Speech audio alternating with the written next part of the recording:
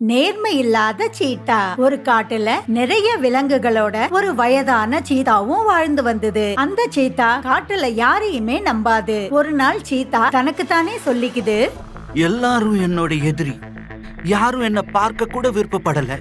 வயதாகி வேட்டையாட முடியாததுனால சீத்தா மற்ற விலங்குகளை ஏமாற்றியோ இல்ல வேற விலங்குகளோட உதவியோடையோ ஒரு நாள் சீத்தா மான் கிட்ட சொல்லுது, மானே, எனக்கு வயசாயிடுச்சு, என்னால எங்கேருந்து எழுந்துக்க கூட முடியல.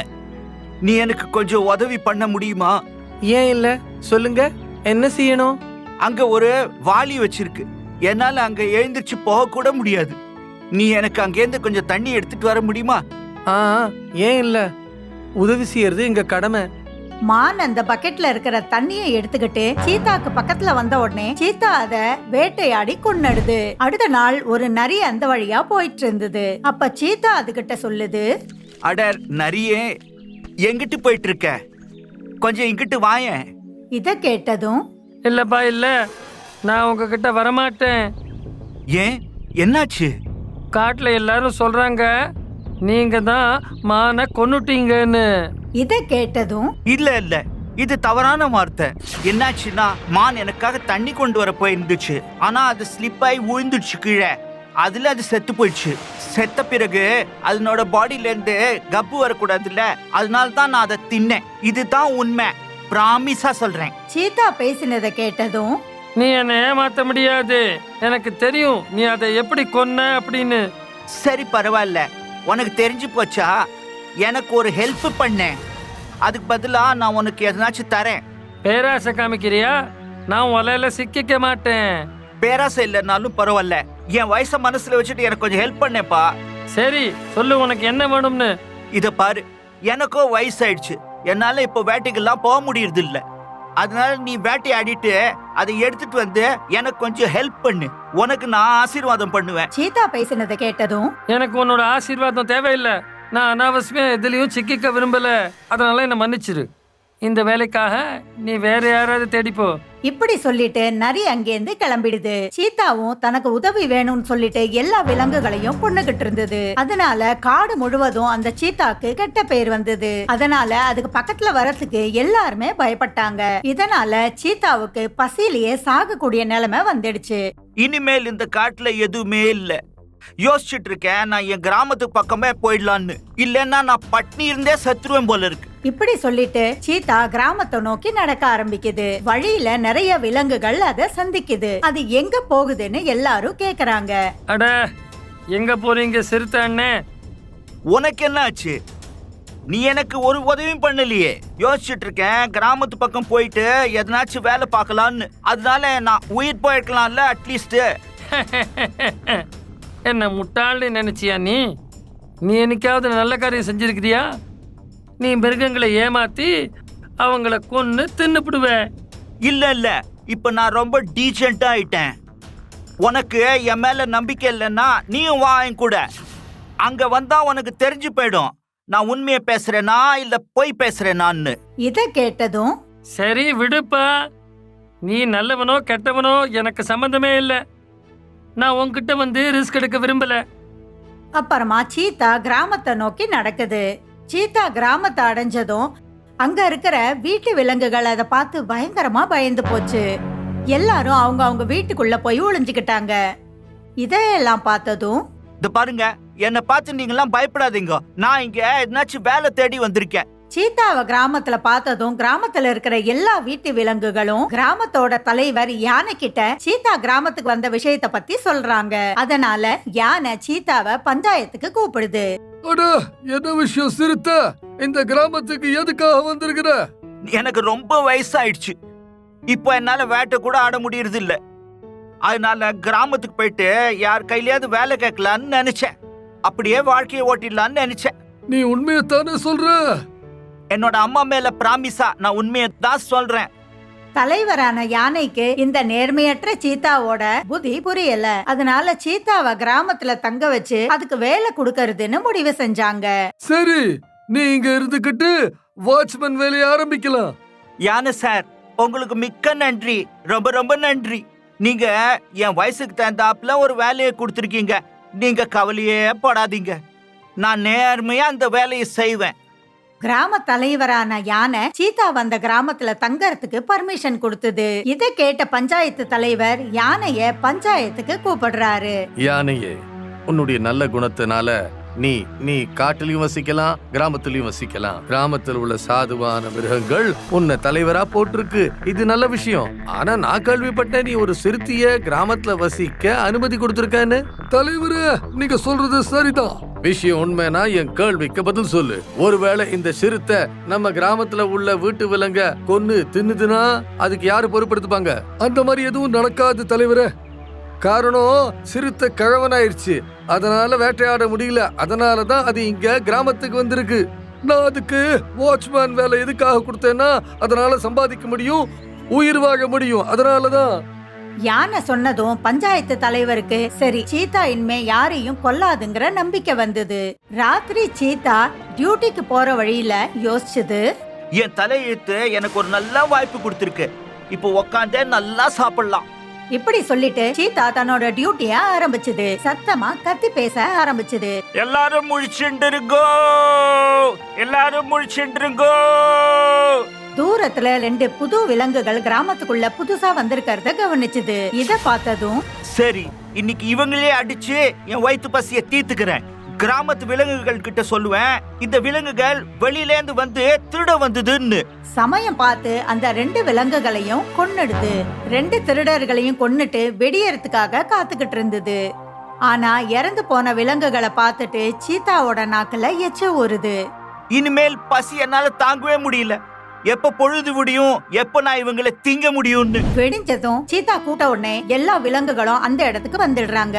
இத பாருங்க யானை சார், 2 வெளியூர் விலங்குகள் இங்க நம்ம கிராமத்துக்குள்ள வந்து திருட வந்தாங்க. அதனால நான் இவங்களை புடிச்சு அடிச்சிட்டேன். இனிமேல்ட்டு அவங்களால இங்க திருட வரவே முடியாது. இத கேட்டதும் எல்லாரும் சந்தோஷமாயிட்டாங்க.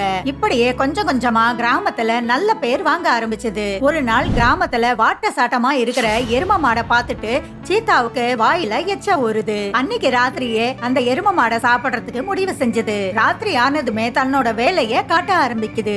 அட எரும அண்ணன், குடிக்க கொஞ்சம் தண்ணி கிடைக்குமா?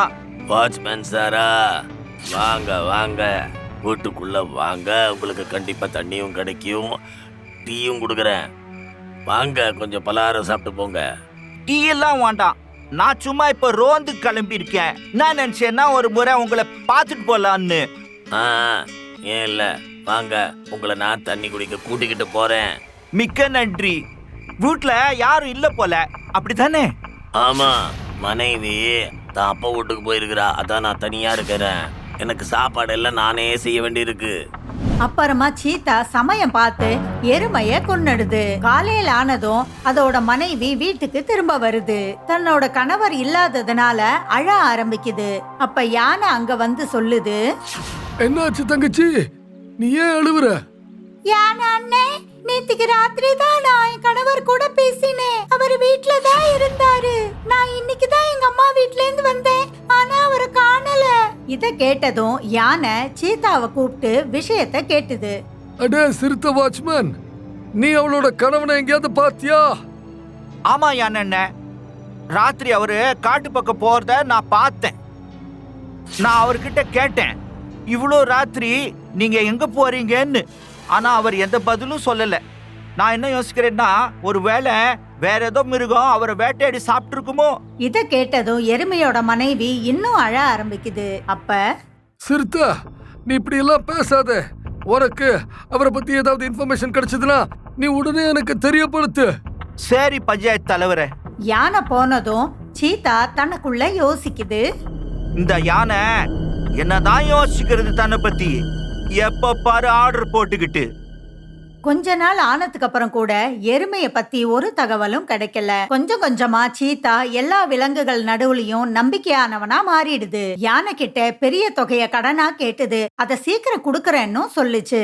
கொஞ்ச நாளைக்கு அப்புறம் தான் கடன் வாங்கினதையே மறந்து போயிடுது. அப்ப சீதா யோசிச்சுது, அட இந்த யானை கிட்ட இருந்து கடனும் வாங்கியாச்சு, ஆனா இந்த கடனை திருப்பி கொடுக்க முடியாதே. நான் என்ன நினைக்கிறேன்னா, இந்த யானைய வழியில இருந்து நவுத்தணும்னு.